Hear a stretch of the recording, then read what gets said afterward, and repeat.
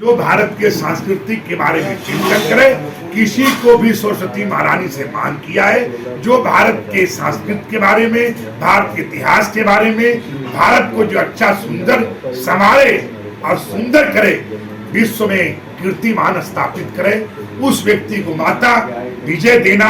अच्छे व्यक्ति के हाथ में शस्त्र आएगा तो धर्म भी रक्षा होगा, राष्ट्र भी अच्छा रहेगा, लोग भी सुरक्षित रहेंगे।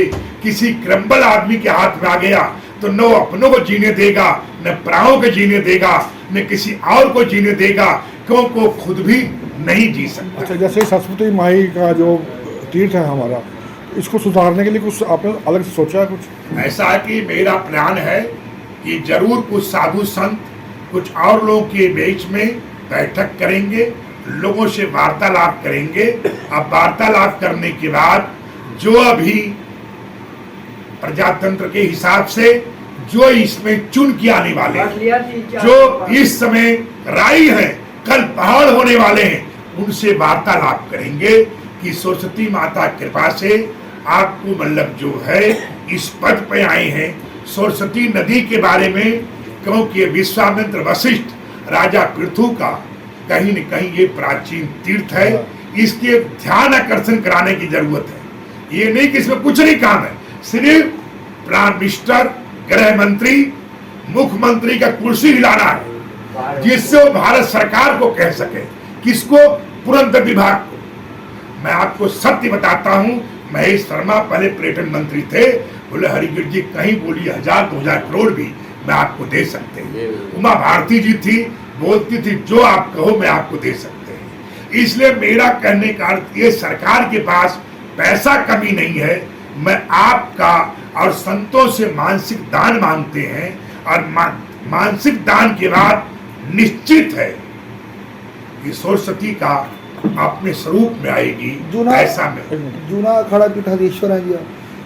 ऐसा है कि मैं एक मामूली जो है जूना अखाड़े के कार्यकर्ता हो सकते हैं, वर्कर हो सकते हैं। जूना अखाड़ा पीठाधीश्वर कोई है तो उसका नाम भगवान दत्तात्रेय तीर्थदेव होते हैं। कार्यकारी आप हैं, हम सिर्फ कार्यकर्ता हूँ, ठीक है, हम एक कार्यकर्ता हूँ, जूना अखाड़े का एक वर्कर। इतनी आप डालिएगा, बाकी हरिगिरी अपने आप में पर्याप्त है। गुरुजी, पहले भी ना इनका सुधार हो चुका है सरस्वती का। जी जी, वो सरकार की प्रशासन की मदद से बहुत अच्छा हो गया था एक बार, लेकिन लोगों ने भी सहयोग नहीं दिया। तब लोगों की वजह से ही सारा डिस्टर्ब हुआ।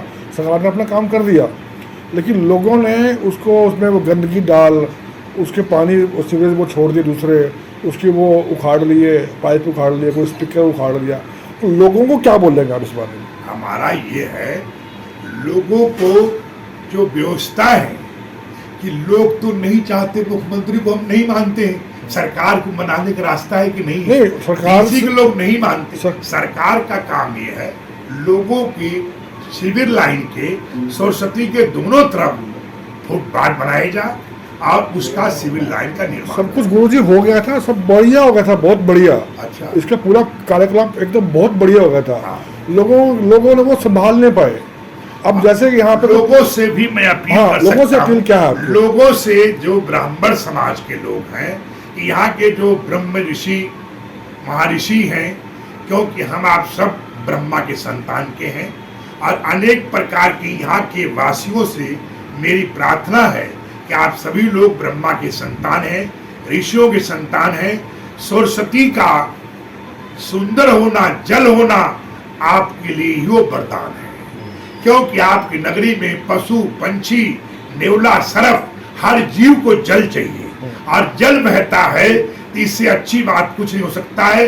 चाहे तापमान के बारे में हो, पर्यावरण के बारे में हो, देख रेख के बारे में हो, जल ही जीवन है। इसलिए जल साफ सुथरा रहे, स्वच्छ रहे, ये आपसे मेरी प्रार्थना है कि सरस्वती बहती रहे, ये मैं कामना करता हूँ। आप कचरा किसी प्रकार का उसमें न डालें, किसी प्रकार की घर का जल न छोड़े, किसी प्रकार का अपने घर का पूजा पाठ किया हुआ फूल को सरस्वती में विसर्जन न करें। उसको सरस्वती किनारे नगर पालिका से वार्तालाप करके एक जगह सुरक्षित रखा जा, जहां की उनको जैसे एक तरीका है कि सरस्वती किनारे 3 फीट गड्ढा खन के उसमें उस फूल को रख दिया जाए। ठीक ठीक है, इस तरीके से मेरी प्रार्थना है कि कोई भी लोग जो है पूजा पाठ का अपना सामान, यज्ञ का सामान, पिंडदान का सामान, उसको इस तरह सरस्वती में न बहाएं। ये मेरी उनसे